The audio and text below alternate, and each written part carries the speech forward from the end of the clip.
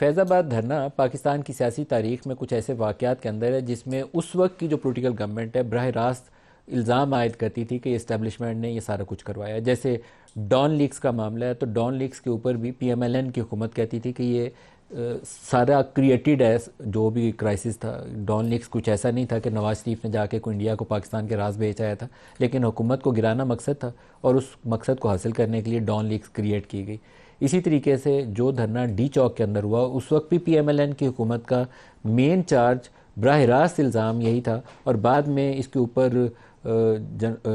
शुजा नवाज साहब ने इसके ऊपर एक किताब भी लिखी, जनरल आसिफ नवाज के भाई ने, और उन्होंने तस्दीक की इस चीज़ की कि उसके धरने के पीछे उस वक्त की इस्टेब्लिशमेंट की टॉप फिगर जो थे वो थे, और PTI और पैट को इकट्ठा करने में भी उस इस्टेब्लिशमेंट का रोल था। लेकिन एक कंट्रोवर्सी जुड़ी हुई है फैज़ाबाद धरने के ऊपर कि उसके पीछे कौन था। उस वक्त नून लीग के लोग बेशतर हमें कहते थे कि इसके पीछे फैज़ाबाद धरने के पीछे जनरल फैज़ है, उस वक्त DGC थे। तो बहुत सारे इस्तारों के अंदर भी सवाल होता है। फिर इसके ऊपर सुप्रीम कोर्ट का एक ऑर्डर आया, जस्टिस काजी फायज़ ईसा सुप्रीम कोर्ट के जज की हैसियत से उन्होंने एक ऑर्डर पास किया और उनके खिलाफ कार्रवाई का हुक्म भी दिया। इसके ऊपर रिव्यू फाइल किया फ़ौज ने, क्योंकि फ़ौज की तरफ से भी सीनियर लेवल पे हमें ये चीज़ कन्वे की गई कि वो अपने एक सर्विंग ऑफिसर सीनियर जो जनरल रैंक के ऊपर हैं उनके खिलाफ कार्रवाई उसको अफोर्ड नहीं कर सकते, तो इसके ऊपर वो रिव्यू में जाएंगे। मुख्तलिफ खबरें आई जिसमें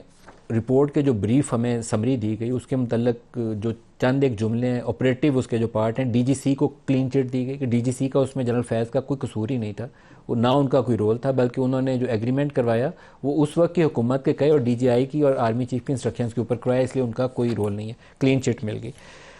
शाहिद खाकान अब्बासी साहब जो उस वक्त के वज़ीर आज़म थे, अभी प्रोग्राम शुरू होने से पहले मैंने उनसे कुछ वजाहतें मांगी हैं, कुछ सवालात कुछ ख़बरों के हवाले से, तो ये मैं उनकी रिटर्न सवाल जवाब आपके सामने पढ़ के पेश कर रहा हूँ। उन्होंने कहा कि मैंने एहसन इकबाल से कहा था कि फैज़ाबाद धरना मुआहदे के ऊपर आप दस्तखत ना करें और ना ही जनरल फैज़ को ये दस्तखत करने चाहिए। उनका ख्याल ये था कि वो यूनिफॉर्म्ड ऑफिसर है, उनको नहीं करना चाहिए, और Ahsan Iqbal being interior minister इनको नहीं करने चाहिए। और एक शाहिद खाकान ने अपोज़ किया जो उस वक्त की TLP की क़यादत का मुतालबा था कि लॉ मिनिस्टर रिज़ाइन कर दें, तो उन्होंने उसकी भी शाहिद खाकान ने एज़ प्राइम मिनिस्टर मुखालफत की। उन्होंने कहा कि एहसन इकबाल से कहा था, ये शाहिद खाकान कह रहे हैं कि मैंने एहसन इकबाल से कहा था कि मुआहदे के ऊपर चीफ कमिश्नर या IG पुलिस को दस्तखत करने चाहिए। जनरल फैज़ हमीद ने एहसन इकबाल से कहा कि TLP चाहती है कि मुआहदे के ऊपर जनरल फैज़ के और एहसन इकबाल के दोनों के दस्तखत मौजूद हों। फैज़ हमीद ने एहसन इकबाल से कहा कि मुआहदे पर दस्तखत किए बगैर मसला हल नहीं होगा, कि अगर हमने दस्तखत ना किए तो ये मसला हल नहीं होगा। तो एहसन इकबाल की जानिब से जो भी इक़दाम किए गए हैं, तो शाहिद खाकान ने कहा कि मैं उसका ज़िम्मेदार भी हूँ और उसकी हमायत भी करता हूँ। तो ये एक्चुअल उनकी स्टेटमेंट है जो मैं आपके सामने पेश कर रहा हूँ। एहसन इकबाल के जो अपने बयान, मैंने पढ़ा है उसका कुछ हिस्सा, इंटरेस्टिंगली ये चीज़ें रिपोर्ट पब्लिक नहीं हुई, लेकिन मैंने एहसन इकबाल के बयान का भी कुछ हिस्सा पढ़ा है। तो उनकी रिपोर्ट में इस्तारों के अंदर इशारा इस्टेब्लिशमेंट की तरफ है। लाइक वो कहते हैं कि जब नवाज शरीफ की डिस्क्वालिफिकेशन के बाद लाहौर में बाई इलेक्शन हो रहा था तो दो जमातें क्रिएट की गई, एक का नाम था मिली मुस्लिम लीग और एक का नाम था TLP, और इसका मकसद ये था कि